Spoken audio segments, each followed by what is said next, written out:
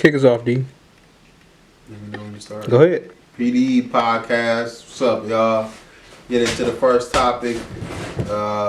Voting. This is just right after, crazy. Crazy election. You can Crazy say it, man. election. It's perfectly fine to say. You can say the climate has been crazy. You can say that. This is my first time voting. All my years, I could have voted for Obama the first two terms. Each one, I ain't vote none. Even the last one, I ain't vote against Hillary and Trump. I ain't like neither one. But once you Was it Hillary and Trump? It was Hillary and Trump, man. Was Hillary And Hillary won the popular vote, but Trump still ended up winning with the electorals. And it took a conversation between me and my stepson, who was like 10, 11 years old, and we was just talking about it. We like the you voted really don't matter, but at the same time it do matter, because it's not like the electoral votes are independent votes. No, it's just based upon the majority of the state. Sometime. They voted against Hillary. I don't know. That's what I'm saying. But you having a conversation, but I'm also telling you that sometimes the electoral college does not have to go with the popular vote. That's why people make that notion that their vote doesn't count, because they can go against it. They don't have to go with the popular vote. That's a fact. I mean, part of my reason why I quote unquote, have my questions about it, but this is the first time I voted. My wife was pushing me to go to it, and that was how that went, man. I ended up going, voted for Biden. My same dude, same son. He asked me about was I voted for Gary Peters and the other black dude James. I'm like, I ain't voted for neither one of them. I ended up voting for like a Liberian or whatever. I ain't like neither one of them. I knew the black dude was fake for sure. He was terrible. I definitely wasn't voting for him. I'd have voted for Gary Peters before I voted for him, but I ended up voting, and I ain't voted for neither one of them, but I ended up voting for the first time. Got Joe Biden. But my big the big fear that I had was me voting for somebody, and once I voted for them, they wouldn't get elected, and that would deter me from then on about voting. But it just so happened to be that the dude I picked ended up winning, even though we still got some more bullshit. Trump trying to do all this backdoor bullshit and this and that and all of that. But at the same, at this point, man, it don't even matter. Well, okay, so for me, this was legitimately my second time voting. So I voted. I understand the electoral college. Me and my wife had these conversations all the time. But it's not so much so that you can't say that the vote doesn't count on the presidential level, because the presidential level is a little different. It has some other stipulations to it. But for your local legislation and your local members and your judges and all that, you have to partake in it. You have to figure out, do your research on all of the candidates, and you actually have a direct effect on those people that go into position. And those are the people who, sentence our children, our neighborhood kids who make mistakes and they end up getting, whatever, railroaded or however it goes. And those things you have control over. Your, police chief and district judge, circuit judges, and so on and so forth. But you need to, everybody, take more, do more research on that department, and not just the president part, because the president part, of course, like you said, the electoral college has a say so in it.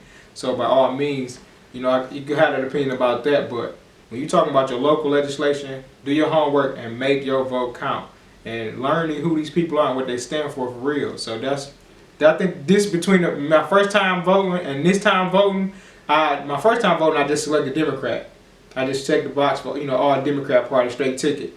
This time I actually researched researched the parties that was under each person that was in the category that they were into, to kind of see what they were about. I see some old photos of them, see the articles that popped up about them and things like that. Not just what they were saying on their their page for running for that particular congressman or state senator or whatever, I actually were looking at to see if they were like legitimately decent human beings. Like when you Google these people or find their Facebook, or you will see, you know, oh, this person may have gotten in trouble before when they was younger, and you're like, okay, this is a real person who's been through some things, and they're not just, they may actually care about making a change. So that was the difference between me and my first time voting and this time voting. I actually did a little more homework. I had a lot of more conversations with my wife about it, and it was just, it's easier when you do your research and you know, learn where you can maximize your voting power. So then, to me, it was, you know, like once you go to the voting thing, the people outside hand you some flyers or whatever.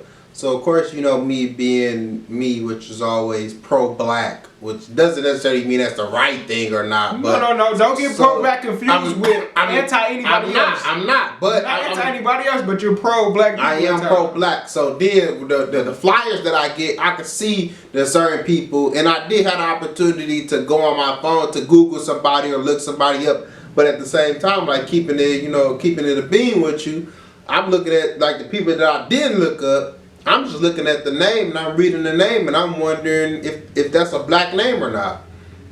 And that would go with me with clicking on it, and that's kind of what roll with me. The only person that I knew under the presidency was you know, on the local legislator was Monica Conyers, and I voted for her, even though she kind of was the name, but I voted for her. That's really the only person whose name I knew. Right.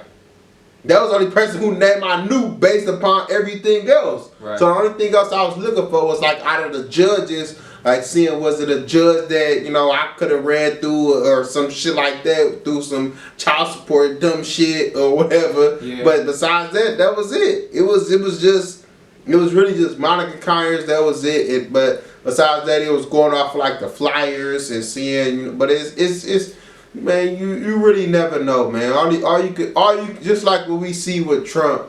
He got his 4 years in, and all you can do is, okay, we gave you even on the people on that side who voted for him. Okay, well, we gave you a chance, and either you gonna do right or you gonna get up out of there. Right. So that at the end of the day, that's all that we can do. Because at the end of the day, black people didn't just vote him out of there. Like that's what you gotta know. Like black people had they you know, our numbers were higher than usual, but it takes all of us doing it still doesn't amount to the amount of votes that went for, you know, Joe Biden and those guys, Joe Biden and Kamala Harris. But no, yeah, by all means. Bro, they said 90% of African American, you know, about 90% of black women voted for Biden. 80% male of black voted for Biden. That makes sense. That makes sense. Like, you're gonna have a small portion of people who vote. A small portion of those people also voted for like tax cuts and stuff like that. And there's also another portion of those people who actually stand behind what Trump represents. You know, and that's how you gotta look at it that way. Like, it's really like that. And I'm like, cause I'm explaining it to my wife or whatever. We looking at the Ohio. And I'm your favorite state. Yeah. But I'm like, you know, I ride up, down, north, east, west, south, all up and through there.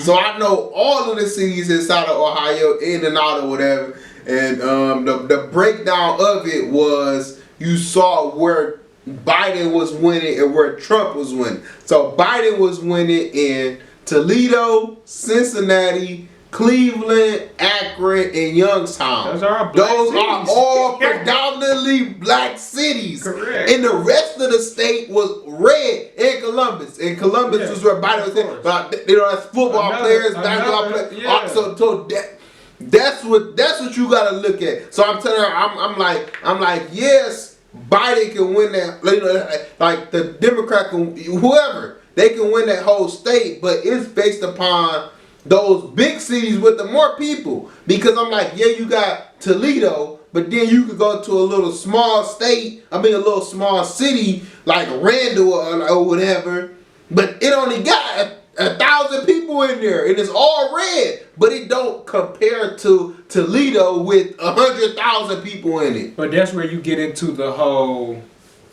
where are your that particular tax party's dollars coming from, and what those people, that might be a small city, but they may represent a lot larger connection to the political party, or they could be a rural community, like all farming and all, all, of course, predominantly white people, but they're actually pushing, they may be 100% familiar with the Electoral College and who those people are, and they're funding those type of people. You sway the vote. You know what I'm saying? Like they always say, like when Powernomics, Dr. Claude Anderson, I think that's his name. He has a tier group of, where you, like he say, buy property or whatever, you get your money together, one of the steps in there is you buy into the political party. You buy into who you invest in your political party, because those are the people who make changes. Whether you produce one in the community where you have somebody who, that's what they want to do, they want to be involved in it, but they also care about their people. So you invest in this person because one of these days they're going to run for a position of political power, and you want them to be for like-minded of what you want done. Like you want to see improvement where you at. You want to see improvement in your community. So it's like invest in those people. If you start investing into the politics, then black people have change for what we need done there. We have not necessarily protection, because you can't stop the crazies of the world, but you can actually have some type of say-so in it. You can have you need to just have people fighting for what you believe in and what you as a whole need. So I don't know, but I agree with you with the Ohio thing. Yes, yes, you can tell all over the world, like it's black cities and they're gonna be different.